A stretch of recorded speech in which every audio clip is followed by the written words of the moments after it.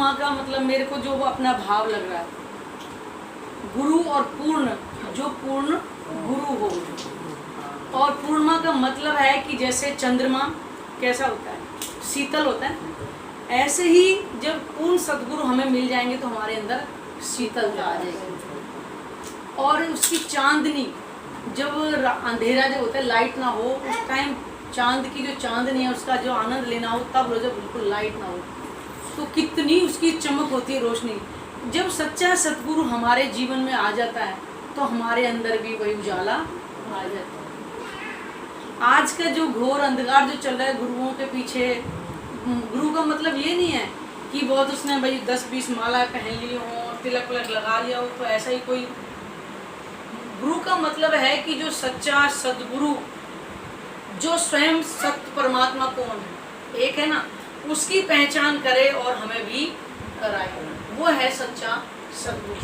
तभी तो कहा है कि सोई सद्गुरु कीजिए जो अलग की देवे लख, इन उल्टी से उल्टाए के पिया प्रेम करे सन्मुख। सच्चा सद्गुरु वही होता है जो हमें परमात्मा की पहचान कराए। कभी भी हमें आंख बंद करके सद्गुरु पर विश्वास ऐसा ही नहीं करना चाहिए।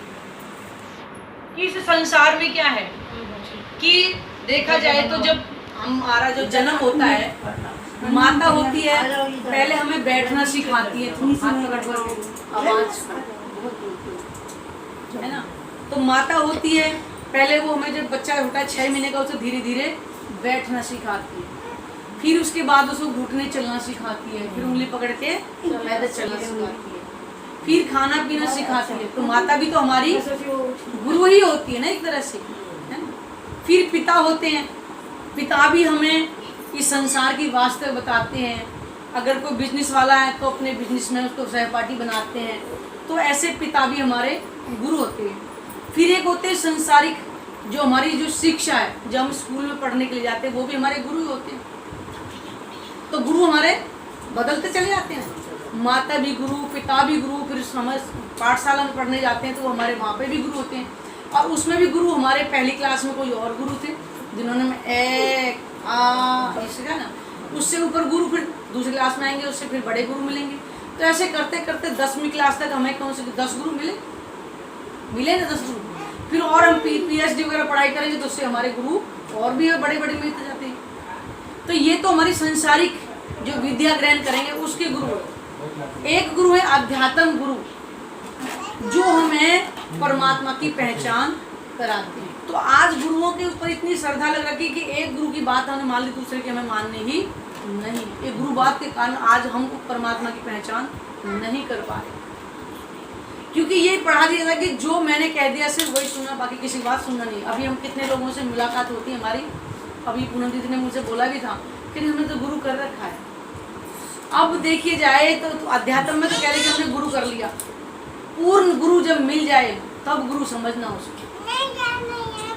अब अध्यात्म की जो हमारी जो क्लास है, स्कूल की क्लास है, उसमें हमने इतने गुरु पढ़े, पहली में कोई और, दूसरी में कोई, तो ऐसा ही हमारे अध्यात्म के अंदर भी हमारे गुरुओं के लेवल जो है बदलते जाए। अब एक गुरु है, उसको 14 लोक के ब्रह्मांड का ज्ञान हमें पता है, उसने हमें 14 लोक के बारे में बताया। पार की जिसको खबर नहीं हमें कैसे बताएगा, और 14 लोक के अंदर परमात्मा नहीं है।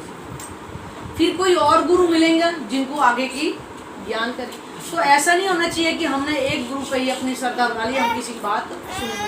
लेकिन संसार में आज यही चल रहा है कि हमने गुरु की जो बात हमने मान ली और किसी की मानेंगे नहीं, जबकि सतगुरु और गुरु में अंतर होता है। माता पिता क्या है? गुरु हैं।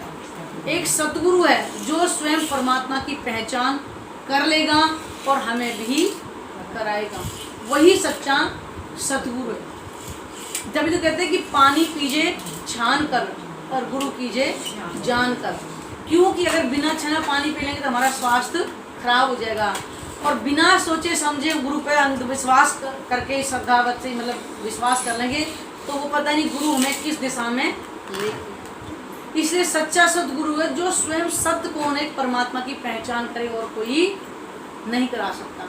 तो सतगुरु में वैसे हमारे जो है वाणी को सतगुरु बोला है, लेकिन 5 तरह गुरु की आवश्यकता इसलिए है क्योंकि हमें कोई ना कोई उस परमात्मा का मार्गदर्शन तो हमें तो इसीलिए सच्चे सदगुरु की हमें खोज करनी चाहिए कि सच्चा सदगुरु कौन है। सच्चे सदगुरु की पहचान होगी, उसके अंदर कोई किसी तरह कोई दिखावा नहीं होगा, संसार की जो है इच्छा में लिप्त नहीं होगा। गुरु की पहचान भी होती है, ऐसा नहीं है कि हमारी ये जो दृष्टि है पहचान नहीं पाएगी। हम घर परिवार में एक दूसरे को पहचान लेते हैं, फिर तो क्या गुरु की पहचान नहीं कर पाएंगे। लेकिन हमें ये श्रद्धा सिखा दी जाती है केवल इसी गुरु की बात माननी, तो हमें अंधविश्वास में नहीं पड़ना चाहिए। इसलिए सच्चा सदगुरु वही है जो स्वयं सत्य की परमात्मा की पहचान करे और हमें भी पहचान कराए। इसलिए आज कलयुग के अंदर आज देखा है कि गुरु बात, हम अंधविश्वास में इतना, देखो हम गए थे ऋषिकेश, दीदी हमारे साथ में गई थी। हम जिस आश्रम में रुके थे वहाँ पे, तो सुबह हम लोगों को उन्होंने बुलाया था कि भाई चलो मंदिर में मतलब आरती हो रही, हम भी चले गए। देखो सब तो करना ही पड़ता है, हम चाहे गए किसी और मकसद से थे। वहाँ पे 5 फुट की मूर्ति थी गुरु की, और उस गुरु की ही मूर्ति उतार की आरती करने लगे। अब ये देखो कि वो गुरु चले गए, उनके बाद दूसरे गुरु हैं, वो भी तो जाएंगे। अब गुरु बनते जाएंगे और चलते जाएंगे, तो हम किसकी पूजा कर रहे हैं? उस सत्य परमात्मा से विमुख हो चुके ना, फिर तो हमारी श्रद्धा गुरु में बन चुकी। जबकि गुरु का काम है केवल हमारा मार्ग दर्शन कर, कि परमात्मा की पहचान को। जैसे पंडित होता है, शादी करा देता है, तो वो दूल्हा दुल्हन के घर तो नहीं चला जाता है, वो अपने घर आता है, वो अपने गृहस्थी में रहते हैं।